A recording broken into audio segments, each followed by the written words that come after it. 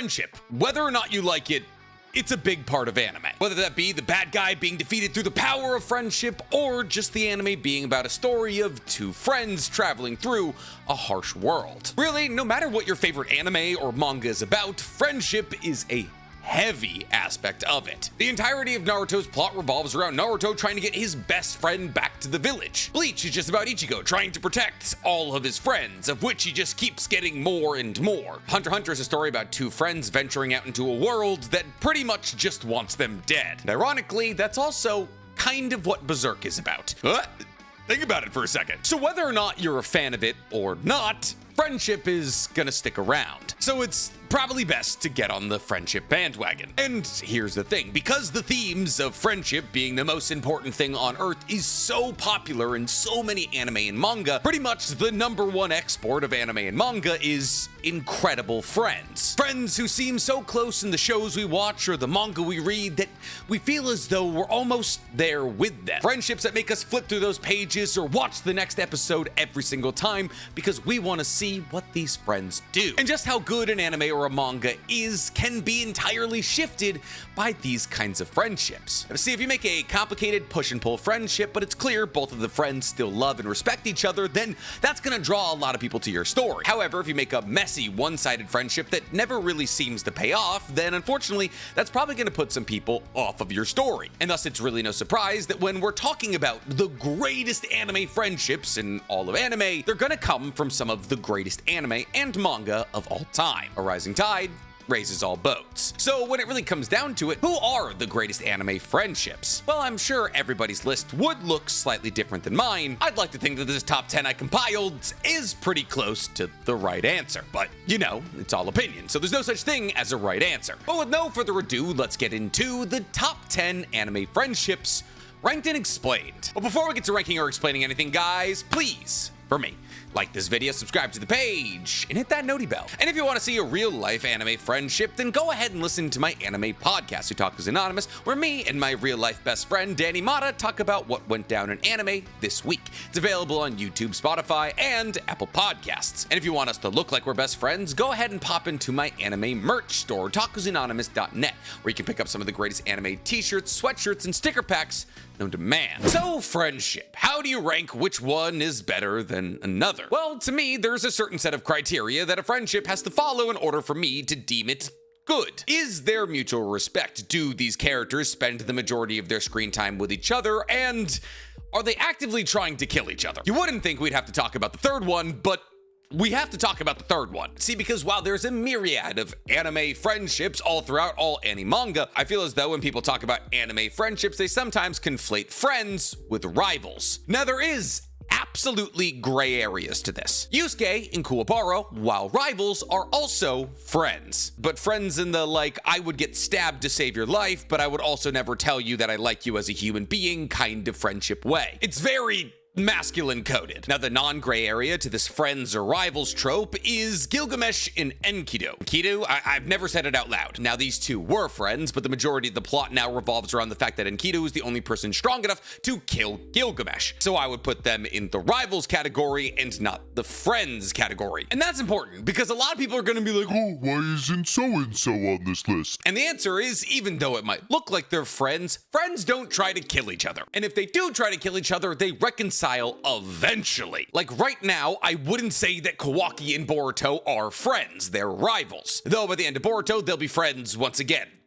Maybe. They are currently enemies. Cool. We got it? We good? We got all the rules out of the way? Awesome. Let's get into the list. Just kidding, we're doing honorable mentions first. Because we do have 10 friendships to talk about here, I'm gonna knock the honorable mentions out pretty quickly. My first honorable mention is Mikey and Draken from Tokyo Revengers. These two are pure best friends. They're adorable. Pretty much anytime Mikey is seen around, Draken is right there with him. And when you consider the fact that these two are the first and second strongest people in the Tokyo Manji gang, and that Draken just kind of lets himself into Mikey's house whenever he wants to stop by, even though Mikey actually lives in a very structured home, seeing their friendship blossom over all the episodes of Tokyo Revengers is really sweet. Because not only do they care about each other more than anybody on Earth probably, but there's also really cute moments where Mikey will fall asleep and Draken will carry him home. There's also the fact that Draken is dating Mikey's sister, Emma. And Mikey's not weird about it. In fact, Mikey is really excited that Draken is with Emma, his sister, as he believes that there's no better person for his sister than his best friend who he loves. And it was revealed to us in one of the most recent episodes of Tokyo Revengers that Mikey dreams about a future where Emma and Draken have children and he gets to go to their house and hang out with them. And loving one of your friends so much that you want them to marry and impregnate your sister is a level of dedication that I don't think I'll ever be able to achieve. However, unfortunately, Mikey and Draken are not the main characters of Tokyo Revengers, so their friendship is by and large off screen. So putting them above some of the other entries on this list felt kind of wrong to me, but I do want to shout them out. I also should mention at this point in time that the friendships we're going to be talking about today are between two people. See, because here's the thing, if we expanded it beyond two people, it kind of becomes a nightmare. Because then people start to ask the question, well, oh, what about the friendship between Denji and Aki in Power? Megami, Nobara, Yuji, Team 7, Team 10, and so on and so forth. The amount of possibilities that open up when you introduce more than two-man friendships, it's almost endless. Connie, Jean, Sasha, the list goes on. Like, I guess just shout out to all friendships that are more than two people. Now, the reason I'm saying this rule right now is because our other honorable mention is just the Straw Hats. Well, there is a lot of great individual friendships amongst the Straw Hats, like Robin and Frankie and Chopper and Usopp and Luffy and kind of everybody. I don't think any of the individual friendships amongst the Straw Hats really deserve to be placed on this list. Now, that's not me knocking something like Sanji and Luffy's relationship. That's obviously very important to the plot, and they have a very close friendship. However, I think One Piece is more about the entire crew coming together than two individuals. So once again, placing somebody like Luffy and Sanji or Luffy and Zoro on this list when there's so many other interactions we could be talking about just felt weird. And that's all of our honorable mentions, which means it's time to get to our list. And coming in last place, which really isn't that bad of a thing, I mean, we're talking top 10 across all anime and manga here, is Hinata and Kageyama. Listen, I can already hear you screaming, Oh, Luffy and Zoro aren't gonna make this list, but Hinata and Kageyama are. The entire list is already invalid. But once again, I didn't want to include Luffy on this list like 4 separate times. He's got too many friends. Maybe that'll be a whole other video one day. Luffy's top 10 friends, ranked and explained. Genuinely, who would you pick out of Sanji, Zoro, and Sabo to be on this list? I'll let you argue in the comments. Not to mention Usopp, who's really the only member from the Straw Hats that Luffy genuinely and consistently treats like a friend. Also, there's technically a power dynamic there. He's their boss. So yeah, coming in at number 10 is Hinata and Kageyama. And you know what? I don't even feel bad about it, because I love their friendship. See, Hinata and Kageyama are the perfect example of rivals turned friends. And lovers, if you ask the fandom. Hinata and Kageyama come up against each other in middle school, with Kageyama being this domineering setting monster who doesn't have enough good wing spikers to hit his sets. And Hinata's unfortunately on the other side of things, a freak wing spiker with nobody to set it to him. And thus, when these two come together at Karasuno High, Kageyama's freak sets get to meet Hinata's freak speed and jumping ability to make them the perfect duo. But just because they work together on the volleyball court doesn't necessarily make them friends, as they both have massively differing personalities. However, as Haikyuu progresses through its storyline, Hinata and Kageyama slowly but surely begin to understand each other more, both from an off-court and on-court perspective. See, something that Hinata has to deal with relatively frequently is being underestimated and undervalued, while Kageyama, as a tall master setter, is usually valued at just the level that he deserves. And thus Kageyama is given more respect than Hinata and invited to illustrious volleyball camps that Hinata isn't invited to. And while Kageyama definitely does have the ability to give sets to anybody, what he realizes over time is that he works best when he's with Hinata. And this is also, ironically, something that Hinata has to grapple with. See, while Hinata and Kageyama's free quick attack is one of the most powerful things in the entire Haikyuu universe, Hinata over time begins to get accused of being a one-trick pony, truly only as good as the sets that Kageyama gives him. And thus, both Hinata and Kageyama have to work on themselves individually to become a part of the unit that is Karasuno High. And once they're able to develop their abilities on an individual level, they can bring those individual abilities that are now at a higher level back together to make make their free quick attack that much stronger. While there is a lot of incredible friendships in Haikyuu because it's a sports anime and therefore it is entirely about friendship, Hinata and Kageyama's friendship will forever hold the most weight in that show. And so for the fact that they went from rivals to teammates to actual friends to the best of friends that are able to carry Kurosano High back to the heights of volleyball legend, I'm giving them the 10 spot. You know what they say, friendships made in conflict usually tend to be the strongest. And while the prospects of losing your first year national volleyball tournament is definitely a conflict of sort, it's not fighting for your life, which is why this next friendship, which was absolutely made while these two fought for their lives, is, in my opinion, a bit stronger. Because coming in at number 9 is Itadori and Todo. Now, they say that true friendship can't be made overnight, but to that I would say, look at Itadori and Todo. See, Itadori and Todo also did technically start as rivals. Though, I guess rivals wouldn't really be the correct word. They just started as enemies. The Tokyo and Kyoto JJK Highs were having a competition. And it was during this battle-like competition that Todo meets Itadori. And it's at this moment that Todo asks Yuji the question that he's asked every single person he's met since he was trained by Yuki: what kind of women do you like? To which Yuji was the first person to ever answer correctly. Tall women with big butts, like Jennifer Lawrence. And at that moment, a friendship blossomed. Now, I wish I could sit here and tell you that male friendship was any more complicated than that, but unfortunately, it's genuinely not. Oh, you like a thing? I like that thing. Cool, you're gonna be my best man now. And while we never get moments of Itadori and Todo just hanging out, sometimes you don't need that. See, not only is Todo obsessed with Yuji, going so far as to call him his best friend any opportunity that he gets, but Todo and Itadori have something that very few people on this list have, and that is insane battle chemistry. See, both Todo and Itadori subscribe to the ideology in JJK that these are probably the strongest things I got on me. And thus, when it comes to important battles in JJK, there's very few duos I would bet on before I bet on Todo and Itadori. In both their battle against Hanami, and then later on in the manga, another battle that happens that I'm not gonna talk about right now because it's gonna happen in the anime in a couple of weeks, Yuji and Todo not only seem to have insane chemistry, but also complete and total trust in each other, as Yuji just simply allows Todo to teleport him wherever Todo wants him to go, and goes with the flow of wherever he's teleported. And since Yuji isn't like, where am I? Where do I punch? And appears to know before Todo even teleports him where Todo is going to send him, seems as though they almost have the ability to communicate telepathically. Not to mention, in the fight that's coming up in the manga, you'll see that both of them are fully willing to put their lives on the line for each other. So whether it comes from just liking the same kind of girls or having an insane level of battle chemistry, Yuji and Todo deserve to be on this list, but not higher than a lot of the other entries on this list, which is why number 9 is perfect. But here's the thing, not every single friendship on this list perfectly subscribes to the ideology of male friendship, because some of the people on this list unfortunately have been burned by male friendship before. Who are we talking about? None other than Guts. Now, could I do the absolutely diabolical thing here and say that Guts and Griffith are on this list? Yeah, I could. It's my list. But I'm not gonna do that because Griffith is a bastard. But I am gonna be putting Guts on this list, but I'm gonna be putting Guts with his true best friend, Puck. So when it comes to non-conventional friendships, this is about as non-conventional as it gets. We have the 6.5-foot tall monster with the 200-pound sword and dragon armor befriending a genderless 3-inch tall fairy. It's not your average friendship story, but it's one that works. See, Guts isn't super big on making friends, mostly because everybody who's ever been in Guts' life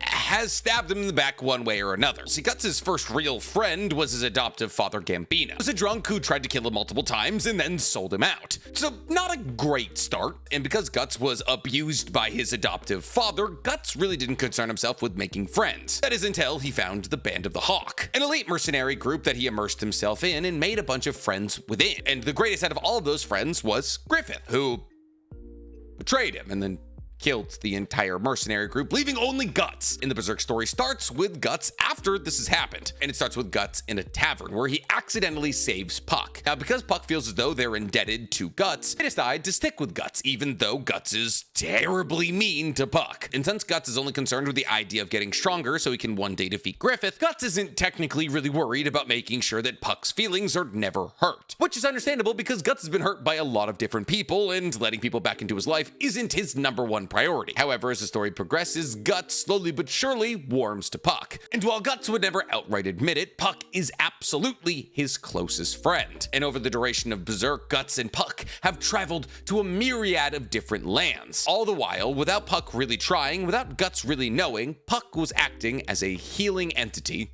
for Guts, allowing Guts to warm up to the idea of letting people back into his life once again. So while this friendship isn't anything that I would want, because the second a friend is mean to me, I'm like, okay, bye. You have to tip your cap to the fact that Puck was able to see through all the mean words that Guts was saying towards them and truly see to the core of his heart, something that a lot of friends aren't able to do. And so while this friendship is definitely more one-sided than every other friendship on this list, it's still a great friendship, but because of the one-sidedness, it's getting number 8. Speaking of one-sided friendships, though, coming up at number 7, we have Naruto and Sasuke. This is the king of one-sided friendships. Listen, Naruto and Sasuke probably exist closer to the rivals category than the friends category still, to this day, in my opinion. Because sure, while at the end of the 4th Great Shinobi World War, did they battle against each other and blow each other's arms off and reconcile their differences? Yeah, they did. But it's not like they hang out. Like, sure, Sasuke comes back to Konoha, but then Sasuke realizes he's the only person with interdimensional travel abilities, so he's the only person who can track the Otsutskis through all of their different dimension time warping things. And so as soon as Sasuke returns to Konoha, he's like, all right, I'm gonna go look for those gods that are trying to destroy the Earth. So while him and Naruto hang out occasionally to swap intel with each other, and swap more than that if you listen to the fandom, it's not like they're having each other over for Sunday night football. And while yes, they both have children at the same time, so their children can grow up together, which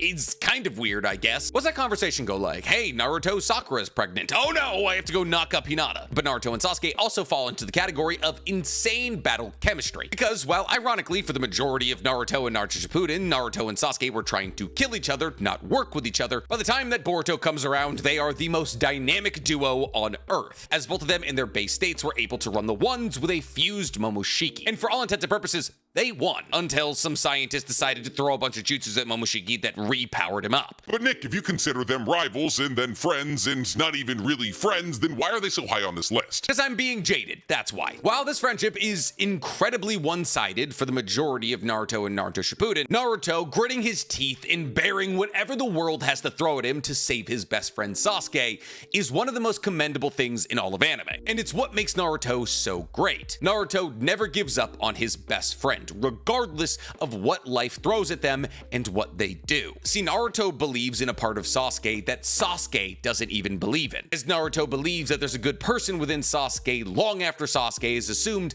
that part of him is dead. And while Naruto buys into the idea of Sasuke being this good person and puts himself in a perpetual chase to unlock this good person from Sasuke, Sasuke is constantly trying to kill Naruto. But it's revealed at the end of Naruto Shippuden that the reason that Sasuke wants to kill Naruto is because he views Naruto as his one connection to that good person inside of him. And therefore, without Naruto in this world, Sasuke will be able to be the cold, murderous self that he's always wanted to be. That is to say that Naruto isn't the only person who acknowledged the good side of Sasuke, because Sasuke was forced to acknowledge it through Naruto's presence. But the real reason that I put them on this list is everything that Sasuke's done after Naruto Shippuden came to an end. Like in Sasuke Retsudan, when Sasuke infiltrates a prison to try and find a cure to an illness that might kill Naruto, putting his life on the line to protect his best friend. Not to mention in the Boruto manga, Sasuke took it upon himself to protect Naruto's son, Boruto, once again branding himself as a rogue ninja of Konoha just to do so. While Naruto and Sasuke may not have an outspoken friendship, they definitely have an incredibly important friendship. But because for the majority of their time on screen they were trying to kill each other, I'm not gonna put them that high. How many of your friends have you tried to kill? Honestly. Don't answer that question. But what about friends who've never tried to kill each other? Because coming up at number 6, we have Meliodas and Ban. Yes, I put Meliodas and Ban above Naruto and Sasuke. Do with that as you will. You wanna know why I put Meliodas and Ban above Naruto and Sasuke? And it's because they're like really good friends. See, Meliodas and Ban are by far and away the closest friends from the 7 Deadly Sins. Sure, King and Diane are friends, but they get married and have children, so that kind of goes beyond friends. And Escanor wants to be with Merlin, but that never happens. But really, when it comes down to friends that exist in the 7 Deadly Sins, there are no friends closer than Meliodas and Ban. See, Meliodas kind of needs Ban, because Meliodas can't cook at all, but Ban is an incredible chef. And therefore, without Ban, the boar hat wouldn't really have food. And this is a hilarious and awesome bit that the two of them have when they're with each other. But the friendship goes beyond just culinary interests. See, Meliodas and Bon battle against each other every time they see each other, much in a similar capacity to Might Guy and Kakashi, who I'm just now realizing I didn't put on this list. You know what? I'm gonna get around it like this. Might Guy and Kakashi are lovers, not friends. Now, if we wanted to rank top 10 relationships in all of anime, they would be on that list. And while, listen, I am a massive proponent of kissing the homies goodnight, I think we all know that Might Guy and Kakashi have gone a little bit further than that. But more than just the fact that they battle in some capacity every time they see each other, Meliodas and Bon are ecstatic to see each other every chance they get. A level of excitement that we rarely see between two male anime characters upon seeing each other. They are, and I regret that I'm saying this, but it is incredibly accurate, relationship goals. Anytime that Meliodas and Bon have been apart from each other for any amount of time, whenever they get to come back together and reunite, they're ecstatic. Not to mention, when it comes down to what would you do for your best friend, these two have quite the list of feats. See, based off the fact that Bon entered into purgatory to get Meliodas' soul back for a half a day, which is 720 years in purgatory, should put Meliodas and Bon relatively high on this list. I mean, how many of your friends would torment themselves in a hell-like dimension for 730 years to save your soul? And yet Bon did it because he knew as an immortal he was the only one who would be able to do so. Not only did Bon exist in purgatory for 730 years, but he also battled against the Demon King almost every day. And on top of this, when Bon saves Meliodas, it's not like he expects anything from Meliodas. He just wants his best friend back. That is friendship goals. On top of that, Meliodas and Bon are always pushing each other to achieve new heights of strength. And your closest friends should want the best for you, which is exactly why, coming in at number 5, we have Asta and Yuno. Now listen, some of you are gonna say, oh Nick, Asta and Yuno are rivals, not friends, and you would be wrong. I mean, like, you wouldn't be wrong, but they exist beyond the gray area. See, because here's the thing, Asta and Yuno are absolutely rivals, not a doubt in my mind. Yuno is a member of the Golden Dawn, the greatest out of all of the Magical Knight squads, and Asta, a member of the Black Bulls, the worst out of all of the Magical Knight squads, are both rivals with each other to see who can become the Wizard King first. However, Asta and Yuno are the perfect rivals in my mind. See, Asta and Yuno are rivals, and they push each other to be as strong as possible, but they never lose respect for each other. In fact, there's nobody in the Clover Magic Kingdom that respects either Asta or Yuno more than their counterpart. And it's because Asta and Yuno respect each other so much and understand that with time, either of them could become the Wizard King, that they both push each other to be Wizard King material. And now as Black Clover currently stands, manga-wise, both Asta and Yuno are very easily Wizard King material. And while it's not like Asta or Yuno ever get together to hang out or talk about how much they love each other, Yuno never lost doubt in Asta. Even though Yuno was the prodigal child from the same orphanage as Asta, he never truly looked down on him. And any smack talking that either of them ever does to each other isn't because of actual malice, but because they want to push the other to be as strong as possible. Because they understand that so long as my rival is reaching for the stars, I might just grab them one day as well. And because Black Clover is probably the best ever manga at fleshing out side characters, and Yuno is side character numero uno, even though Asta is the main character of the story and is usually the person who defeats the big bad, Yuno is usually right there in step with him, defeating either the second biggest bad or helping him defeat the biggest bad. And therefore, for Black Clover's ability to make both Yuno and Asta possible Wizard King candidates while also making them perfect rivals of each other, I have to give them the 5 spot. And while I do believe that both Asta and Yuno, while they want to become the Wizard King, would just as easily give their lives to save the other, they've never actually done that. That is not the case with our number 4 spot. Because coming in at number 4, we have any Joestar and any Zeppeli. Why do I say any Joestar and any Zeppeli? Well, because there's 3 different iterations of these two families being friends. First ever iteration of the Zeppelis and the Joestars coming together as friends is Will Antonio Zeppeli and Jonathan Joestar from the first season of JoJo's. Now, Will Antonio Zeppeli is the person who teaches Jonathan Joestar how to use Hamon, back when JoJo's was about vampires. But on top of being there to make sure that Jonathan Joestar knows how to use Hamon against his eternal rival, the vampire hire Dio. Will Antonio Zeppeli is also Jonathan's closest friend now that Dio has betrayed him. And Will Antonio Zeppeli shows this by sacrificing his life to save Jonathan. And while these two's relationship would have been maybe enough to get them on this list, in literally the next season of JJBA, Joseph Joestar and Caesar Zeppeli also become friends. And while I make the argument that Joseph and Caesar are closer friends than Will Antonio Zeppeli and Jonathan, they fall into a very similar categorization,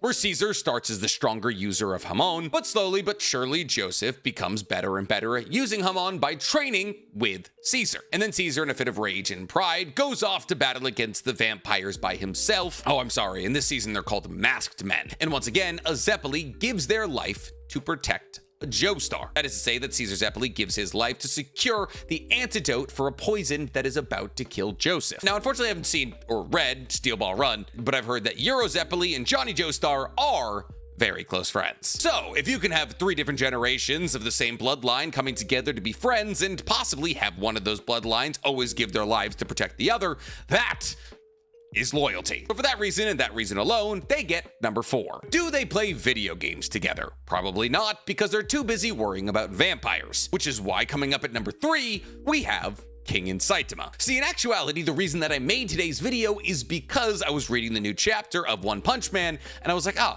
kind of love King and Saitama's friendship. And then I was thinking, where do they rank in terms of all anime friendships? And apparently the answer is number 3, because here's the thing. King and Saitama's friendship is perfect, especially within the context of One Punch Man. See, Saitama is the strongest person on Earth, but nobody knows how strong he is, and nobody really gives him respect. While King is the person that everybody believes is the strongest person on Earth, but he actually has no power. But the only person who knows that King doesn't have any power is Saitama, and therefore the only person that King can truly be king with is Saitama, who ironically happens to be a large part of the reason that everybody believes that King is the strongest human on Earth, because he often gets credit for the things that Saitama does. But outside of just public perceptions, King is also really the only person that Saitama ever wants to hang out with. Like, a long reoccurring joke in One Punch Man is that people keep joining Saitama's life when he doesn't want them there. Genos, Flashy Flash, people that are some of the strongest people in the universe who see just how strong Saitama is and want to become his pupil, though Flashy Flash actually wants to make Saitama his pupil. And amongst all of this noise and craziness that is constantly invited into Saitama's life without his consent, the only thing he ever wants to do is play against King in video games. And once again, rather ironically, Saitama can never beat King. King and Saitama have that kind of relationship where you open a Discord that you have with 10 or 20 friends that all play video games together, and when you see that your closest friend in that friend group is in the voice chat hanging out and playing video games,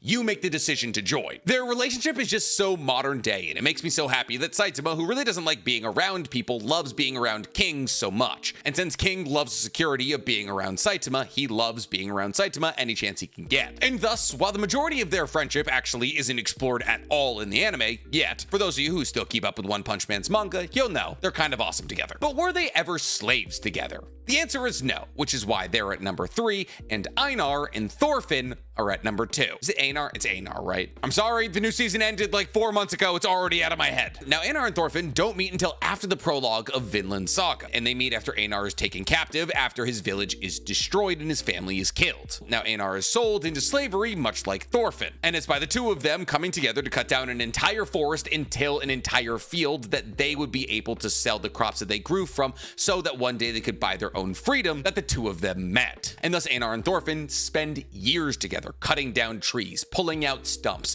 tilling fields, until eventually they grow enough crops over multiple seasons that they're able to sell those crops back to their owner to offset the cost of them. And while for the sheer fact that Einar and Thorfinn actually probably spend more time together than anybody else on this list, as they spend years on that farm creating a farm of their own, Einar and Thorfinn also probably go through the most unique scenarios out of anybody on this list. See, the thing is, Einar and Thorfinn come from drastically different backgrounds. Einar is a victim of Vikings, while Thorfinn was a Viking. And therefore, while Einar is trying to grapple with the reality that he is a slave now, and also grapple with the anger that he feels towards Vikings, Thorfinn is trying to distance himself from Vikings and violence. So the two two of them are caught in this somewhat perpetual cycle of Einar wanting to express his anger at the world through violence, and Thorfinn trying to stop him because he understands what that cycle looks like. And therefore, not only are these two pivotal in each other's survival, but they're also pivotal in each other's growth. See, Thorfinn struggles with the memories of all the people he killed, and to a degree, those memories are only perpetuated by the fact that Einar was put into the system of slavery by Vikings. And yet, even though Thorfinn's background should make him a highly detestable person in Einar's eyes, Einar acts as a rock for Thorfinn to get him through and to grapple with his toughest emotions and memories, while all the while Thorfinn acts as a steward for Einar's rage. Without either of them being present in each other's lives, not only would they not have been able to shed the weight of their past, but they also probably never would have been able to escape the farm. And so for the sheer fact that these two represent the only two people on this list who have actually helped each other through borderline PTSD, they're gonna be pretty high on the list. Number 2 to be exact. But Nick, who could possibly be higher than two slaves coming together to help each other through the traumatic pasts? Two powerful little boys who go on a little journey together. Yes, that's right, because coming in at number 1, we have Gon and Killua. I have biases, get over it. Gon and Killua are the perfect example of friendship in anime, and honestly, that's probably why Hunter x Hunter is the greatest anime of all time. Gon and Killua meet like so many boys meet in their adolescence. Hey, that's a cool toy you got, Gon referring to Killua's skateboard, and then Killua being like, yeah, yes it is. And then Gon and Killua instantly become best friends. However, they have a very interesting dynamic that just goes beyond their friendship being cute. See, while Gon and Killua's friendship is adorable, like when they mess around in that room where they have a 72-hour penalty during the Hunter exams, and while Gon and Killua are always very much there for each other, like with Gon quite literally breaking into the Zoldyck mansion to get Killua back after the Hunter exam, and Killua coming along with Gon into Greed Island and the Chimera Antark because he just wants to be with Gon and to help him find his father. Their friendship is more than just a good friendship where two people are always there for each other. See, much in a similar capacity to Asta and Yuno, they respect each other's strength and they're always pushing each other to get stronger. And while Killua definitely starts as the stronger of the two, it doesn't end that way. Now this is because Gon and Killua are friends first, rivals second. They push each other to be strong as possible because they acknowledge the fact that their best friend and their rival will achieve that level of strength if they don't do it themselves. What's more than this, Killua also operates in a much more subtle way as a friend for Gon. That is to say that Killua takes on all of the darkness of the world to make sure that Gon sees the world through as rose-colored glasses as possible. And when Killua can't be there to protect Gon and his perception of the world, it's actually incredibly traumatic for Killua. So the only time that Killua can't protect Gon from the reality of the world is Kite's death. And Kite's death sends Gon into an incredibly dark spiral, something that Killua was trying to prevent. And that dark spiral culminates in Gon giving up his entire life to kill Pito, something that ultimately should have led to Gon's death. And we know in this moment that Killua is incredibly stressed. As Killua is running towards the explosions to help Gon, it is the only time in the anime we ever hear Killua's footsteps, which means for every other circumstance that Killua has ever been in, he has had enough presence of mind to mask his footsteps. But when he was concerned about possibly losing Gon is the one time he doesn't mask his footsteps, because the only thing he was thinking about was Gon. Not to mention, after all of this goes down, Killua braves his least favorite thing on Earth, his family, to save Gon. That is to say that Killua goes back to the Zoldyck compound to get Aluka to save Gon. So whether it comes down to a cute friendship, acting as rivals, or being there to make sure that your best friend is always safe and protected, or putting your life on the line for said best friend, Gon and Killua got each other covered. And thus, when it comes to the perfect example of friendship in anime, I say there's no other option but Gon and Killua. But if we were to hypothetically say that my guy and Kakashi weren't lovers and Nick didn't completely forget about them when writing down this list, they could definitely share that one spot. Good thing they're lovers though, because we all know I never forget anything. Just like how you shouldn't forget to tell me your favorite anime friendships in the comments below and why you guys are down there for me.